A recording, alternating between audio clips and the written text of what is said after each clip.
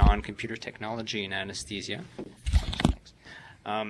So I wanted to do this presentation more as an overview of different technologies that are available, from AIMS, decision support, closed-loop systems with machine learning, and anesthesia automation. It's just kind of a brief overview with some of the recent literature in these areas, not necessarily meant to be exhaustive or like an in-depth critical appraisal. So I was going to start with AIMS. So most people know what this is, Anesthesia Information Management System. So we know that tracking of physiologic data is really important, vital practice in anesthesia. And with our computer systems these days, we have a tremendous amount of this data available in just about real time. In order to better capture this information, AIMS has been developed and slowly being adopted around the world. And there's been quite a bit of research in this field. And the literature shows that with AIMS, we do have better documentation, better quality of data. The OR can be a busy place, so it helps reduce distraction as well to have something recording for you.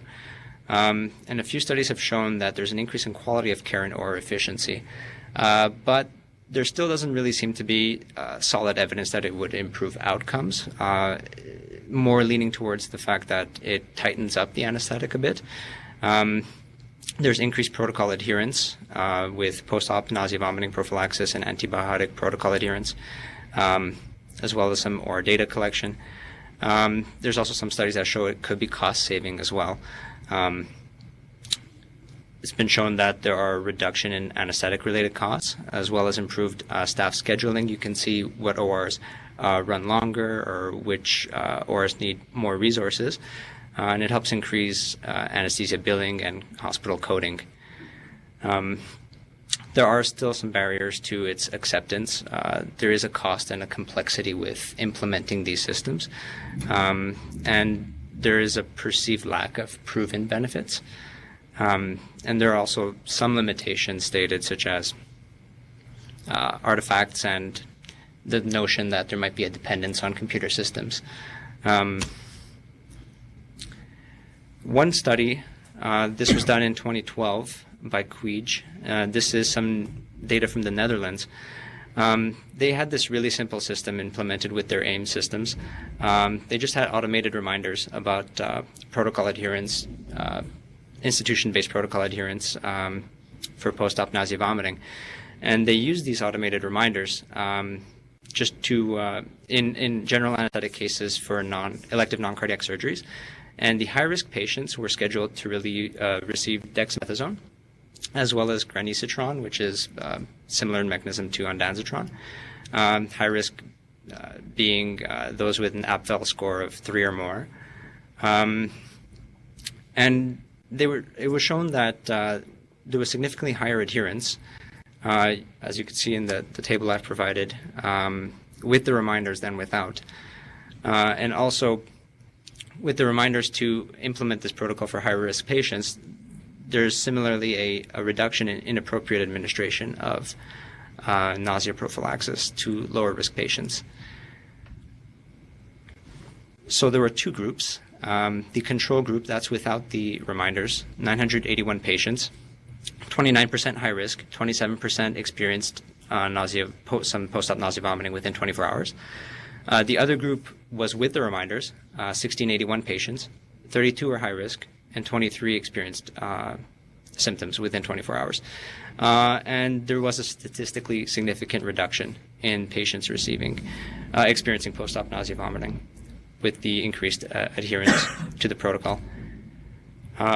Moving forward from AIMS, building on top of it, there's more emphasis on decision support. So there's a level of data processing that goes into what AIMS is capturing in order to essentially support anesthesiologists should there be any adverse events happening or potentially happening. So there was some data from the University of Washington. This is 2014 by Nair. And they've implemented a decision support system called Smart Anesthesia Manager, or SAM. And they've documented some advantages in antibiotic dosing, reduced fresh gas flow, so reduced inhalational agent consumption, better glucose monitoring and protocol adherence, as well as NIBP monitoring. So this is sort of how it worked. They had their AIMS system implemented with their in the OR. That connected to the SAM server, which had essentially decision rules. So that data was processed by the server, which could then tell you, like, it's been a long time since you took a blood pressure, that sort of thing. And through the client, it would go ahead and give you an alert on the at the OR end. They also implemented a sort of pager system, but I believe that's because in the United States there's more anesthesia outside of OR supervising nurses and that sort of thing. So what they did find was that there was a substantial improvement in antibiotic initial dosing and redosing. They had inhalational agent savings, about $120,000 a year, large reduction in gaps in blood pressure monitoring, and they had better blood pressure management. And I'll get into this a little bit later regarding hypotensive episodes with Hymax or hypertensive episodes with phenylephrine infusions. In terms of their glucose management, there was a statistically significant improvement in compliance to the protocol with the intervention on, as well as the correct insulin administered with the intervention on.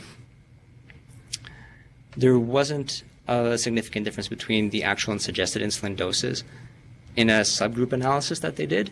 In the group that they did have this SAM implemented, there was the option of turning it off.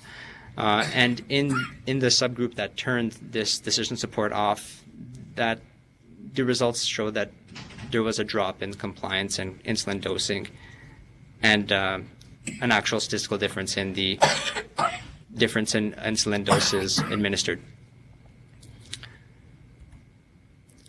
So in terms of what I was talking about, the NIBP monitoring changes, they had implemented a system that not only does this SAM tell you if there's been a significant gap in IBP monitoring, but it also tells you if there is a perturbation, like a hypotensive episode with a high MAC, or if there is hypertensive episode with a phenylephrine infusion.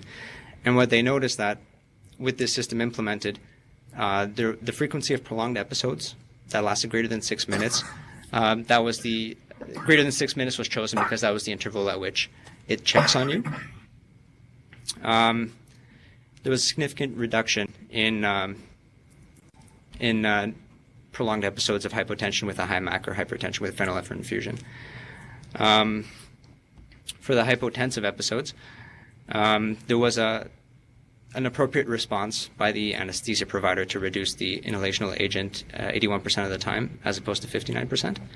And the hypertensive episodes, there was an improvement of from 22 to 37%.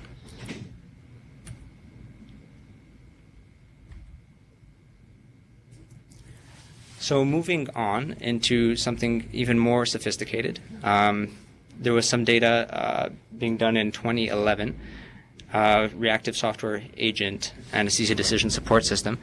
This is an effort between Michigan as well as the Shanghai Jiao Tong University in China.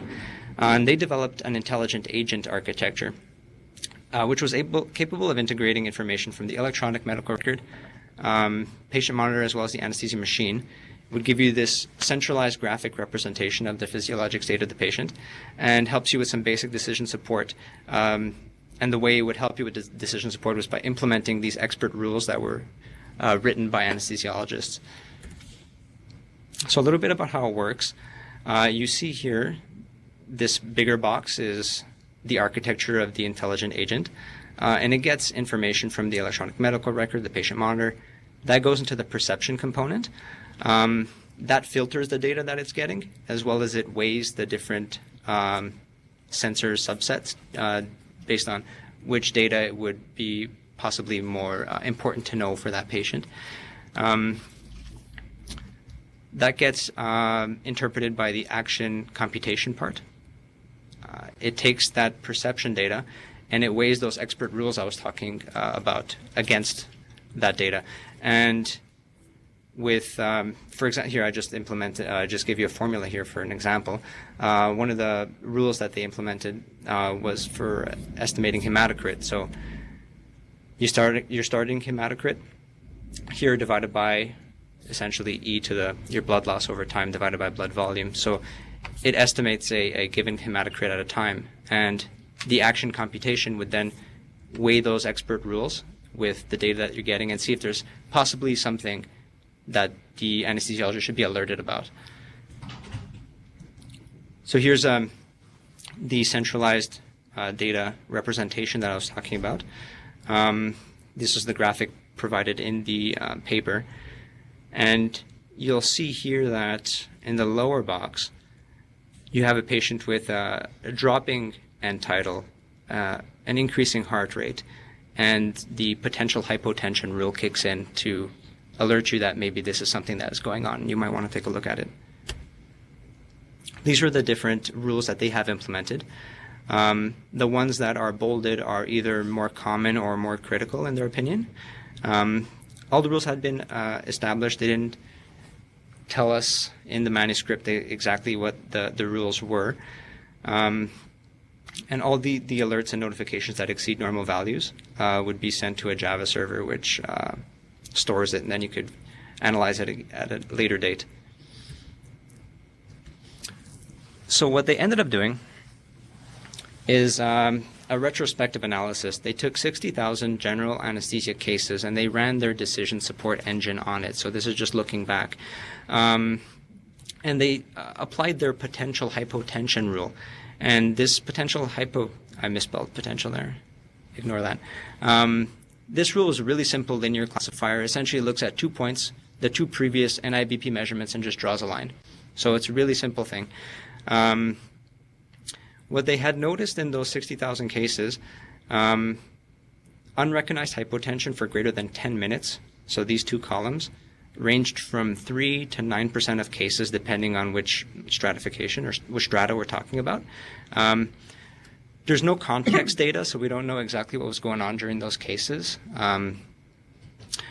But just looking back and applying the rule, they had the rule predict 30% of the time that there would be hypotension happening by the next blood pressure reading, which isn't spectacular by any means, but I think it's a start. And it would false alarm less than 5% of the time. And looking at any further work by this group, they didn't have any further published data on other decision rules that they've implemented, so I only know about this potential hypotension rule. So going a little bit further in artificial intelligence, there's more focus on automation as well as machine learning to provide more sophisticated sorts of decision support. And I just wanted to go a little bit over closed loop versus open loop systems. So this has been around for a long time. And just as a refresher, so closed loop systems are more of a pharmacodynamic approach to anesthesia delivery, more of a drug effect with a feedback system. And often BIS is implemented to feedback on patient status, and then that would alter your infusion. And that's versus target-controlled infusions, which are more pharmacokinetic in principle. They're open-loop systems, and there's models that are developed for that have size and rate constants for various components or compartments. Then gives you an initial bolus and infusion rate based on redistribution and elimination to achieve an effect site concentration. So those are 2 systems that exist, and it's considered that closed loop is superior, offering tighter control, and there's data to support that. And just before we get into more computer technology, again, I just wanted to review some performance indices for closed loop and open loop systems. More closed loop, actually.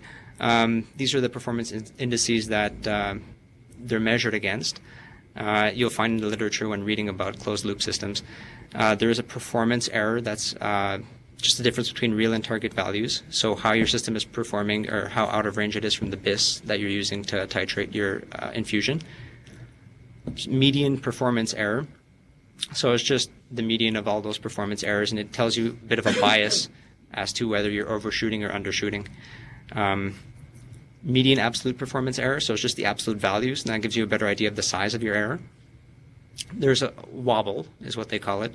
So that's just your variation, so it's intra-individual variability of your performance error. And some papers implement a global score, which is your absolute performance error, median absolute performance error, plus the wobble divided by the fraction of the time you were within a reasonable target. In really recent literature, was just comparing how closed loop performs compared to anesthesia providers. This is a study done by Puri this year. It's a multi-center evaluation of closed loop systems. So what they did was they took 242 adult patients and scheduled for major surgery, expected duration 1 to 3 hours. And there were two groups, the closed loop anesthesia delivery system, CLADS, versus a manual group. The manual group was asked to titrate a propofol infusion to keep BIS within 50 or around 50 during induction and maintenance. And analgesia was maintained with fentanyl, and they also used nitrous oxide in both groups. For the CLADS group, this was performed automatically by the system.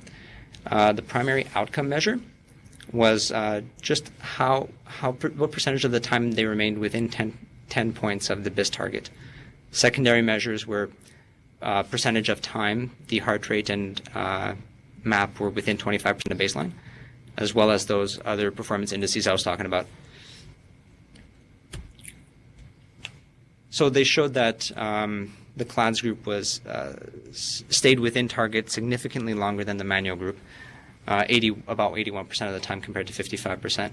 And in terms of the secondary measures, the median absolute performance error, wobble, global score, all of it was significantly better in the CLADS group.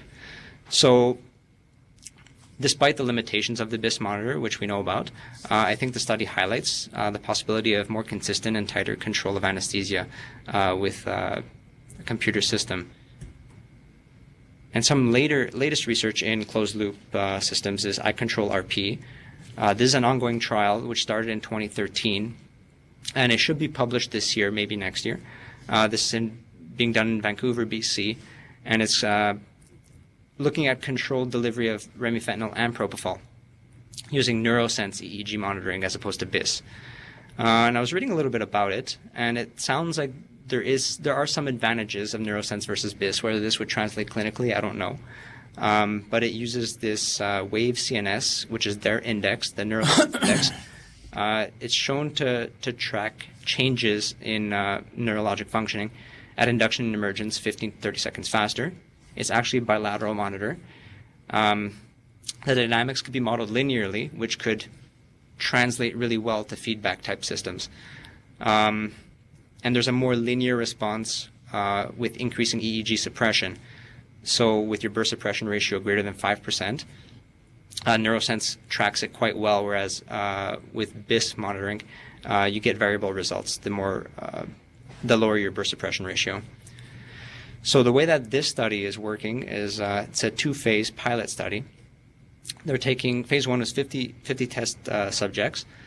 They're going to infuse propofol with a closed-loop system, and the remifentanil infusion is just based on an open-loop system.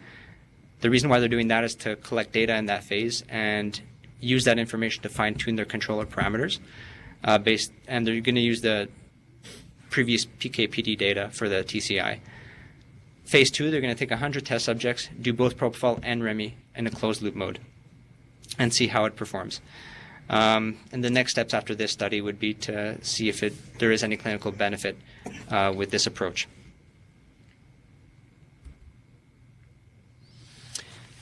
So as I had alluded to about the BIS monitor having some limitations, I was just thinking about just better areas or better approaches to monitoring technology. And how do we monitor depth of anesthesia? Well, it's kind of a conglomerate of things that we look at. There's EEG, there's EMG, as well as a patient's vital signs. And your MAC value if that's available to you, and you take all this into account, then have a decent sense of how deep your patient is.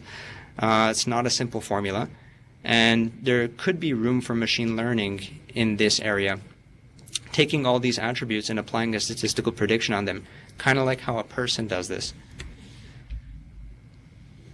So just talking a little bit about what machine learning is, because there is room for machine learning in anesthetic practice, I believe. I just want to talk about this a little bit. So I'll use some of my own personal experience to talk about it. In undergrad, I was doing some research on predicting active sites of proteins. And we used a machine learning algorithm. It was a Bayesian network to try and determine what these active sites were. And the way that machine learning works is that, in our case, we took a lot of proteins from the protein database with their crystallography structure. And what we did was we took individual amino acids, we gave them attributes that we think are important in differentiating active versus non-active sites, like hydrophobicity, electric potential, curvature, roughness, all the information that we had gathered from literature at the time. And we had a bag of proteins, or a test bag of proteins, that we knew which amino acids were active for those specific proteins. So you take a test set or a training set for your machine learning algorithm. You feed in the proteins, and it calculates the attributes, and then because we have the data of what is active and what's not, it's able to learn what an active amino acid looks like. Then what you do after you've trained it with, depending what you're looking at, this could be thousands of iterations, it learns what that amino acid looks like, and you could test it against a test set. So essentially now you're blinding it. You have a test set of proteins that you know which amino acids are active, but you're not going to tell the algorithm. So you run it, you see how it performs, and then you unmask your results and see just how well it did. And after enough loops of this iteration of training and testing, you're able to actually use the algorithm on unknown proteins. And that's essentially how machine learning works. And there's some pretty recent data on using machine learning in computational depth of anesthesia using multiple vital signs. This was in 2015. This was some research done in Taiwan. And what they did, they used a neural network algorithm to do this. They had a total of 63 patients, 17 for modeling, and 46 for testing. I'm unsure if that's a good number for this machine learning algorithm, but I think it's definitely a start. What they did was empirical mode decomposition to purify the EEG signal. So essentially they just pick it up into frequency bands, purify it, put it back together. They also use sample entropy per 5 seconds of a filtered EEG signal. They combined that data with other attributes, so EMG, heart rate, systolic diastolic blood pressure, signal quality index, and then feed that through the algorithm and output a depth of anesthesia index. And they compared this model to BIS. The thing is, what we've been using BIS as kind of our standard of deciding how deep a patient is under anesthesia. So if we're comparing that as the test, it gets a little bit complicated what to use as your validation data. So what they ended up doing was having 5 anesthesiologists who would monitor the patients based on what I was saying, like their vital signs, what MAC they were running at, to estimate what they thought was the depth of anesthesia. And the anesthesiologists were then asked to graphically plot how deep they thought the patients were. And then the neural network and the BIS were compared based on how well they reflected what the anesthesiologists were thinking. So here is just a little bit of a diagram of how the algorithm worked. It's essentially what I was talking about. We prepare our data, we feed in the training data, compares it to known values, and you keep updating your algorithm, develops this hypothesis function. and then you test it. And what they had found was that overall the artificial neural network was a better predictor than BIS in correlating with what the anesthesiologist thought was the depth of anesthesia for those patients. So you see on the right side here, the black line, you don't really see, it's a bit buried, is what the anesthesiologist plotted the depth of anesthetic at. The red line is the neural network, and the green line is the BIS, and you'll see there's a better correlation of the neural network to the anesthesiologists. In the clean patient signal, so this is in a noisy situation, and it makes sense that the neural network will perform that much better than BIS just because it has more variables that it's taking into account. The clean patient signal, the neural network is a bit tighter, but BIS catches up. They plotted their performance on a receiver operator curve, calculated the area under the curve, and they found that the neural network performed significantly better from that regard. Here, the median absolute performance error was much better for the neural network. And in the bottom graph, you'll see that the correlation coefficient is quite a bit better as well than the BIS. So now moving even further than decision support and depth of anesthesia indexing would be anesthesia automation. So this there's been some study done at McGill University on McSleepy. This was a few years ago. 2014 was when they published this, and I haven't found any updates since, so I'm not sure how it's doing, but they devised essentially an anesthesia robot. The way that it would work is this closed-loop delivery system for both hypnosis, or all three, hypnosis, analgesia, and neuromuscular blockade. They use the BIS monitor as their control variable for hypnosis. For analgesia, they use this analga score, which is based on the heart rate and blood pressure, ranging from -9 to +9. They don't really disclose how the formula works. And they use phonomyography for neuromuscular blockade. And they've devised this system to be able to provide anesthesia for induction, maintenance, and emergence. And I think I'll just go to the diagrams here. So the way that induction works is that it begins with a remifentanil infusion, 0.5 mics per kilo per minute, and slowly brings that down. And for propofol infusion, starting at either 1.5 or 2 milligrams per kilo, depending on how old or sick the patient is, and titrates it to a BIS less than 60. After the patient is under a BIS of 60, it infuses rocuronium. And then for the maintenance, again, it's using BIS monitor. It's acquiring a signal every 5 seconds, averaged for 20 seconds. Essentially looks at where the BIS is and where it should be, and it decides whether to update the propofol infusion,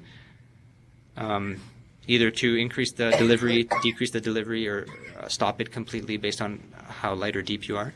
And if the signal is lost or deemed to be too poor, too noisy, it'll calculate the average propofol infusion over the last 5 minutes and continue going with that.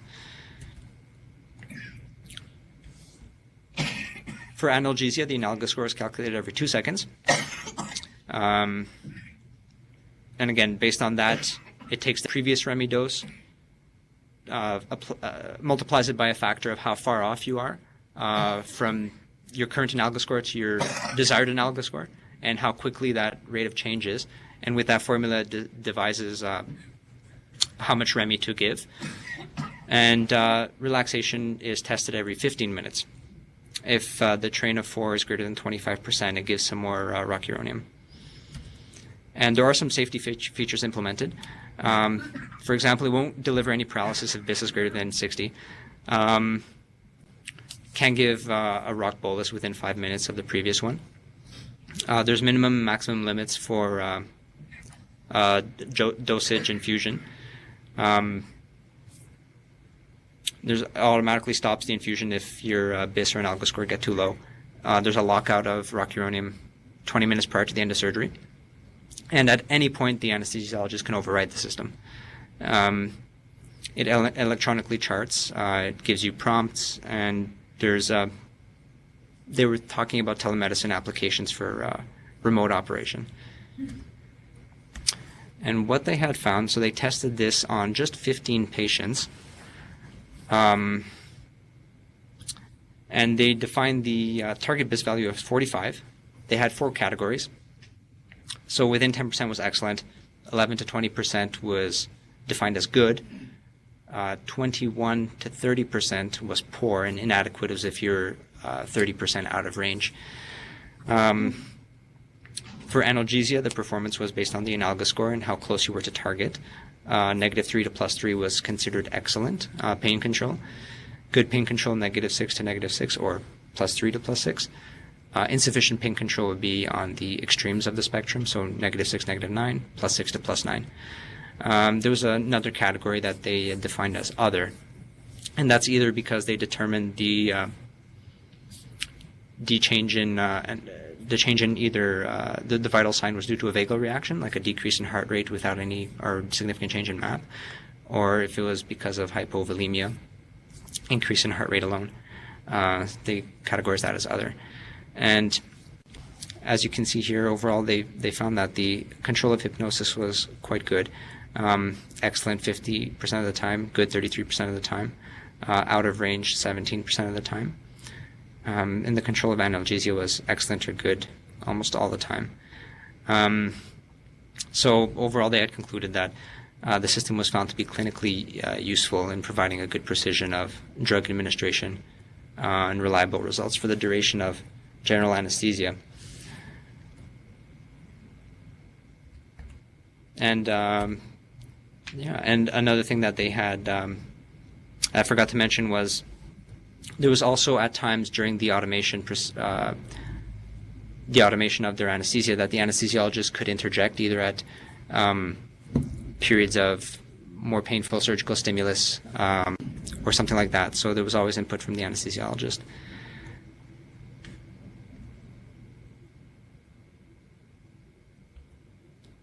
So what I wanted to get at with this presentation was just about what further or future steps there were in computer technology and anesthesia. And I do feel that where we're heading in the future would be probably more decision support based algorithms and graphical representation of patient status to just assist the anesthesiologist. Computer technology kind of gets a bit of a bad rap in anesthesia because it's thought to see as a replacement for clinical decision making, and but it's meant more to be a co-pilot in the OR. So that combined with machine learning, I think there's some exciting opportunities to advance just the computer role in the operating room. So now I'll just leave it open to any questions.